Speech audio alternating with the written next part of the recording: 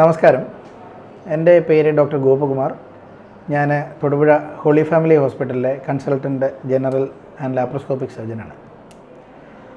ഇന്നിപ്പോൾ ഞാൻ നിങ്ങളോട് സംവദിക്കാൻ ആഗ്രഹിക്കുന്നത് നമ്മളുടെ സാധാരണക്കാരിൽ നല്ലൊരു ശതമാനത്തിനും കണ്ടുവരുന്ന ഹെമറോയിഡ് അഥവാ പൈൽസ് എന്ന രോഗത്തെക്കുറിച്ച് കുറച്ച് കാര്യങ്ങൾ നിങ്ങൾക്കൊരു അവബോധമുണ്ടാകുന്നതിന് വേണ്ടിയാണ്.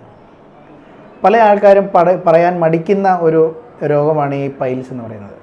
സാധാരണയായി അധികമായി ഇരുന്ന് ജോലി ചെയ്യുന്ന രോഗികളിൽ മലദ്വാരത്തിലൂടെ ബ്ലീഡിങ്, രക്തപ്രവാഹം ഉണ്ടായിട്ടാണ് ഇങ്ങനെയൊരു രോഗം പ്രസൻറ്റ് ചെയ്യപ്പെടുന്നത്. ബ്ലീഡിങ് കൂടാതെ ചിലപ്പോൾ വേദനയായിട്ടോ അല്ലെങ്കിൽ വയറ്റിൽ നിന്ന് പോകാൻ ബുദ്ധിമുട്ടായിട്ടോ ഒക്കെ ആവാം ഇങ്ങനെയൊരു കാര്യം പ്രസൻറ്റ് ചെയ്യപ്പെടുന്നത്, ഞാൻ മുൻപ് സൂചിപ്പിച്ചതുപോലെ. അപ്പോൾ നമ്മൾ പലരും ഈ ഒരു രോഗത്തെക്കുറിച്ച് പുറത്ത് പറയാൻ മടിക്കുന്നു, കൂട്ടുകാരോടോ അല്ലെങ്കിൽ ഡോക്ടർമാരോടോ, അതും അല്ലെങ്കിൽ ഡോക്ടർമാരെ കാണാൻ മടിക്കുകയോ ചെയ്യുന്നു. പക്ഷേ ഇതിൻ്റെ പിന്നിൽ ആദ്യകാലത്ത് തന്നെ ഇതിൻ്റെ ചികിത്സ എടുത്തില്ല എന്നുണ്ടെങ്കിൽ അത് വളരെ കോംപ്ലിക്കേഷനിലേക്ക് പോകാൻ സാധ്യതയുള്ള ഒരു രോഗമാണ്.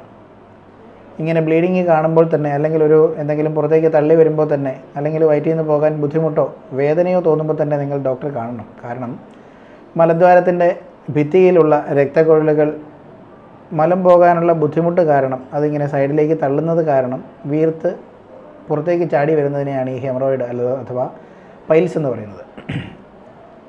ആദ്യകാലത്ത് തന്നെ നമ്മൾ ചികിത്സ എടുക്കുകയാണ് എന്നുണ്ടെങ്കിൽ ഈ പുറത്തേക്ക് തള്ളി വരുന്ന വികസിച്ച് കുറുകി നിൽക്കുന്ന രക്തക്കുഴലുകളെ ചെറുതാക്കാനും അവിടെയുള്ള നീരൊഴിവാക്കാനുമായി ചികിത്സാ രീതികൾ നിലവിലുണ്ട്. ചെറിയ ചെറിയ ഹെമറോയിഡ് അല്ലെങ്കിൽ പൈൽസ് ആണെങ്കിൽ നമുക്ക് ലേസർ ചികിത്സ ചെയ്യാം, അല്ലെങ്കിൽ മരുന്ന് കുത്തിവെച്ച് ആ ഭാഗത്ത് മാത്രമായി മരുന്ന് കുത്തിവെച്ച് അതിനെ ഒഴിവാക്കിയെടുക്കാം. പക്ഷേ ഇത് കൂടാതെ നമ്മൾ നമ്മുടേതായിട്ടുള്ള രീതിയിൽ കുറച്ച് കാര്യങ്ങൾ ഇതിന് പ്രിവെൻറ്റീവായിട്ട് ചെയ്യേണ്ടതുണ്ട്. എന്താണ്? പലരോടും എന്നോട് ചോദിക്കാനുള്ള ഒരു ക്വസ്റ്റ്യനാണത്. ഒന്ന്, ഞാൻ നേരത്തെ സൂചിപ്പിച്ചു, മലദ്വാരത്തിൻ്റെ ഭാഗത്തുള്ള രക്തക്കുഴലുകൾ കുറുകി തടിച്ച് വികസിച്ച് നിൽക്കുന്നതാണ് ഇതിനൊരു കാരണമെന്ന്. അതിനുള്ള പ്രധാന കാരണം മലം പോകാനുള്ള ബുദ്ധിമുട്ട്, മലം ടൈറ്റായിട്ട് പോകുന്നതാണ്. അപ്പോൾ നമ്മൾ മലം ലൂസായിട്ട് പോകാൻ വേണ്ടിയിട്ടുള്ള ആഹാരങ്ങൾ, ചെറുപഴങ്ങളോ പച്ചക്കറികളോ, വെള്ളം നന്നായിട്ട് കുടിക്കുക, നാരുകൾ നന്നായി അടങ്ങിയിട്ടുള്ള ആഹാരങ്ങൾ കഴിക്കുക, ഈ വക കാര്യങ്ങളൊക്കെ ചെയ്യാം.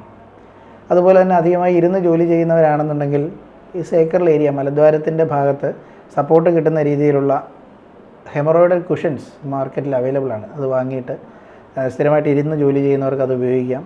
അതുകൂടാതെ ഒരു വലിയ വായ്വട്ടമുള്ള ഒരു ബേസിൻ എടുത്തിട്ട് അതിൽ ചെറു ചൂടുവെള്ളം ഒഴിച്ച് അതിൽ ഉപ്പ് കലക്കി ദിവസവും രാവിലെയും വൈകുന്നേരവും ഈ 2 നേരമെങ്കിലും 10 മിനിറ്റ് വീതം അതിലിരുന്ന് കഴിഞ്ഞാൽ ഞാൻ നേരത്തെ പറഞ്ഞതുപോലെ ആ രക്തക്കുഴലുകൾ തടിച്ച് വീങ്ങി നീര് വന്നിരിക്കുന്ന ആ ഒരു പ്രതിഭാസം കുറേയൊക്കെ നമുക്ക് ഒഴിവാക്കിയെടുക്കാൻ പറ്റും. അപ്പോൾ ഇതുകൊണ്ടൊന്നും ശരിയാകാതെ ഉള്ള ആൾക്കാരിലാണ് നമ്മൾ സർജറി നിർദ്ദേശിക്കുക. അതും കൂടുതലായി കോളനോസ്കോപ്പി ചെയ്ത് നോക്കിയിട്ടായിരിക്കും സർജറിക്ക് പറയുക. പിന്നെ സർജറി എന്ന് പറഞ്ഞാൽ ഓപ്പൺ സർജറി ചെയ്യാം, സ്റ്റേപ്ലർ ഉപയോഗിച്ചുള്ള ഹെമറോയിഡക്ടമി ചെയ്യാം. അത് ഓരോ രോഗിക്കും വ്യത്യാസമായിരിക്കും. ഓരോരുത്തർക്ക് ഏത് സർജറിയാണ് ഉചിതം എന്നുള്ളത് ഡോക്ടർ നോക്കി തീരുമാനിക്കുന്നതാണ് നല്ലത്. അതുപോലെ തന്നെ പിന്നീട് പലരും എന്നോട് ചോദിക്കാറുള്ളൊരു കാര്യമാണ് ഓപ്പറേഷൻ കഴിഞ്ഞിട്ട് നമ്മൾ എന്തൊക്കെയാണ് ചെയ്യേണ്ടത് എന്നുള്ളത്. കാര്യമായ ഒരു റെസ്റ്റിൻ്റെ ആവശ്യം സ്റ്റേപ്ലർ ഉപയോഗിച്ച് സർജറി ചെയ്യുകയാണെന്നുണ്ടെങ്കിൽ അതിന് വേണ്ടി വരില്ല. പക്ഷേ ഈ 2 സർജറി ചെയ്ത ആൾക്കാരും ഓപ്പറേഷൻ കഴിഞ്ഞിട്ട് കുറച്ച് കാലത്തേക്ക് അതിനുള്ള മരുന്നുകൾ കണ്ടിന്യൂസ് ആയിട്ട് കഴിക്കുക. ഞാൻ ആദ്യം പറഞ്ഞതുപോലെ ഇനിയൊരു തവണ ഈ അസുഖം വരാതിരിക്കാൻ നോക്കണം. ഈ 2 കാര്യങ്ങളാണ് മെയിനായിട്ടും ചെയ്യാറുള്ളത്. അതുപോലെ തന്നെ മലദ്വാരത്തിന് കാര്യമായ ഒരു പ്രഷർ കിട്ടുന്ന രീതിയിലുള്ള ജോലികൾ, വെയിറ്റ് എടുക്കുക, തള്ളിപ്പിടിക്കുക, അമിതമായി ചുമയ്ക്കുക, ഇങ്ങനെയുള്ള കാര്യങ്ങളൊക്കെ ഒഴിവാക്കണം.